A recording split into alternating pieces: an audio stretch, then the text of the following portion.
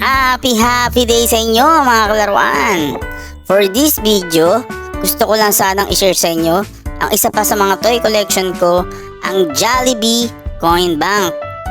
Last 2017 mga kalaruan, nirelease ni Jollibee ang mga Headbass Coin Bank using their own character. Mga kalaruan, sino ba ang hindi makakilala kay Popo at Mr. Yam?